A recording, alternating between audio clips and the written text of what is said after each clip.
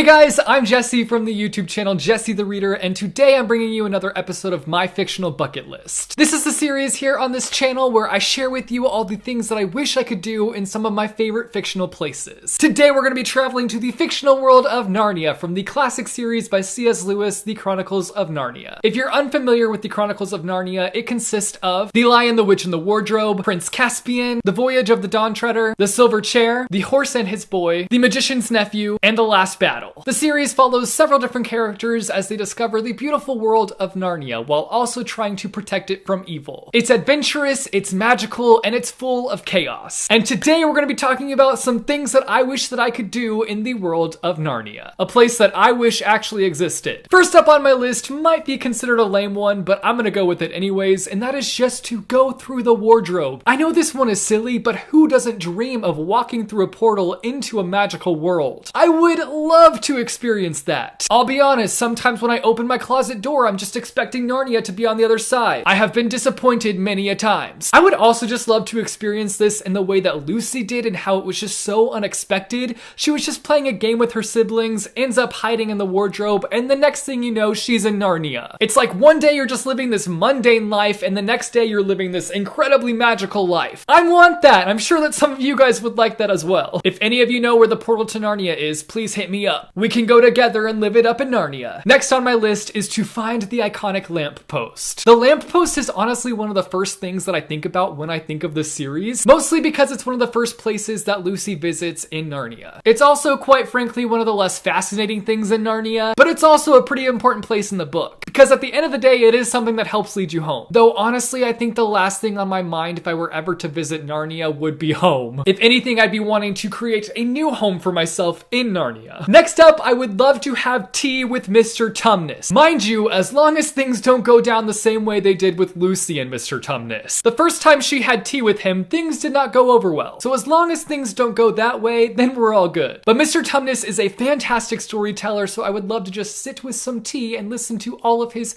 fantastic stories. And then of course, I'd love for him to whip out his flute and play some tunes and we can dance and he can prance and we'll have a good old time. Next up on my list is that I have to meet Aslan. Good old Aslan. I'm not gonna lie, I think I would be quite intimidated by him. I feel like Aslan would just have this really intimidating presence to him. I mean, he is a lion for crying out loud, but at the same time, I also feel like he's very gentle and he has this really nice loving side to him. I mostly just want to meet him because to me, he's a character that's just so full of wisdom, and I feel like I could talk to him about anything, and no matter what we talked about, he would be enriching my life with his wise words. Like, we could be talking about bacon, and he'd somehow turn that conversation about bacon into something that could benefit my life. Also, who wouldn't want the opportunity to talk to a talking lion? A nice talking lion at that, not one that's going to attack you. Next on my list is to chow down on some Turkish delights. As long as the White Witch isn't using them to lure me in. If the White Witch is involved at all, then you can count me out. Now, I know that Turkish delight does exist outside of the world of Narnia, so this is one that I could actually check off of my bucket list someday. I just need to get my hands on some Turkish delight in the real world. But this is the story that first made me aware of Turkish delights. I probably never would have heard of Turkish delight had it not been for this story. I'm a person who loves sweets. Like, I have the biggest sweet tooth. So put some Turkish delight in front of me, and if I love it, then I will eat it all up. Next on my list is to sail in the glorious Dawn Treader. It would be a dream come true to sail in a ship like the Dawn Treader. I'm just imagining sailing around in Narnia looking at all the gloriously beautiful sights. Why can't Narnia be real? I've wanted to ride in a ship like this for the longest time,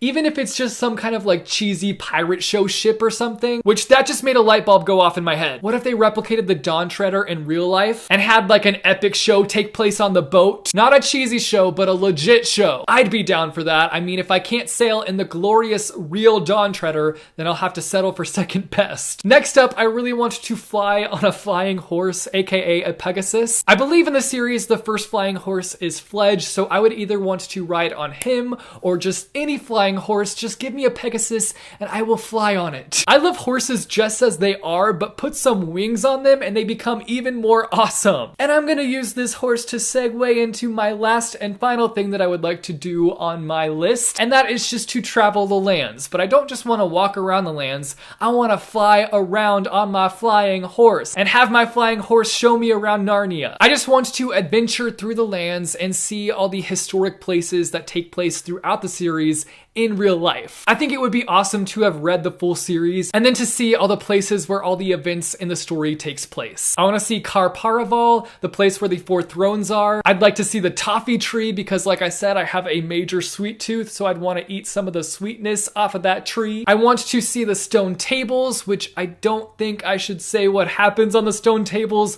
but if you've read the series, then you know. The world of Narnia is rich in history, and I think it would be so cool to explore it. I keep having to remind myself that Narnia isn't real and that it's fictional. But C.S. Lewis wrote this series in a way that just makes it feel so real. It feels like a real place where real characters have lived. So that's my fictional bucket list for Narnia. You guys should let me know down below in the comments if you were to ever get the chance to visit Narnia, what are the things that you would do? Let me know down below in the comments. I'd love to hear from you guys. Also, let me know down below in the comments a fictional place where you'd like to see my fictional bucket list land next. As always, thanks for watching, guys, and I will see you in the next episode.